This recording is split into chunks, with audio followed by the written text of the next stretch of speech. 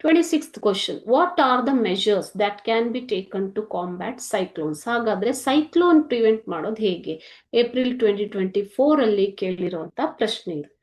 First one, evacuation of people from low lying areas.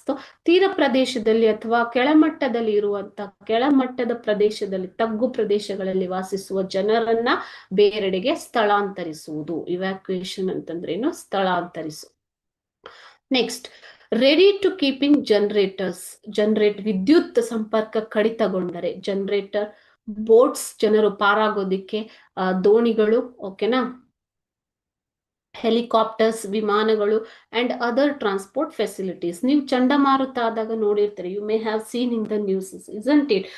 The people will be lifted through helicopters. Okay, so ಅಲ್ಲಿ ಪ್ರಭಾವಿತವಾದಂತ ಜನರನ್ನ helicopter ಮೂಲಕ ಬೇರೆ ಕಡೆಗೆ ಸ್ಥಳಾಂತರಿಸ್ತಾರೆ. ಸೊ ಇವೆಲ್ಲಾನು ರೆಡಿ ಇಟ್ಕೋಬೇಕು.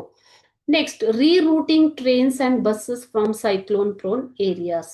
ಸೊ ಸೈಕ್ಲೋನ್ ಇಂದ ಪ್ರಭಾವಿತವಾದ ಪ್ರದೇಶಗಳಿಂದ ಒಂದು ಬಸ್ಗಳು ಮತ್ತು ಟ್ರೈನ್ಗಳನ್ನ ಬೇರೆ ದಾರಿಯಲ್ಲಿ ಹೋಗುವಂತೆ ಏನು ಪರ್ಯಾಯ ಮಾರ್ಗವನ್ನ ನೀಡುವುದು. ಓಕೆ, ಅದು ಏನಂತ ಕರಿತೀರ? ಅದಕ್ಕೆ ಪರ್ಯಾಯ ಮಾರ್ಗ, rerouting. Okay, next one, keeping people constantly informed about the movement of the cyclones.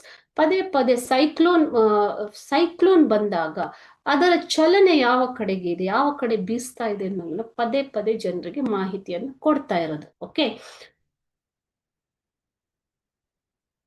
Next, keeping army battalions ready. ಸೈನ್ಯವನ್ನ ಅಗತ್ಯವಿದ್ದಲ್ಲಿ ಸೈನ್ಯವನ್ನ ಕೂಡ ರೆಡಿ ಇಟ್ಕೋಬೇಕಾಗತ್ತೆ. Next, ready to keeping food, portable water and clothes ready. Ready to eat ಫುಡ್ಗಳನ್ನ ನಾವು ಎಷ್ಟೋ ಸಾರಿ ಪ್ರವಾಹ ಪೀಡಿತ ಪ್ರದೇಶಕ್ಕೆ ಬೇರೆ ಪ್ರದೇಶದಿಂದ ಜನರು ಬಟ್ಟೆಗಳು, ಆಹಾರಗಳನ್ನ ಕಳಿಸಿ ಕೊಡ್ತಾರೆ ಅಲ್ವಾ. ಸೊ ಈ ತರ ready to keeping food, portable water and clothes ready, ಇದನ್ನೆಲ್ಲ ರೆಡಿ ಮಾಡಿ ಇಟ್ಕೋಬೇಕು. Next, ready to keeping medicines and medical facilities. ಔಷಧಗಳು ಮತ್ತು ಸೌಲಭ್ಯಗಳನ್ನ ರೆಡಿಯಾಗಿ ಇಟ್ಕೊಳ್ಳೋದು. ಸೊ ಇದರಿಂದ ಸೈಕ್ಲೋನ್ ಪ್ರಭಾವವನ್ನ ತಗ್ಗಿಸಬಹುದು.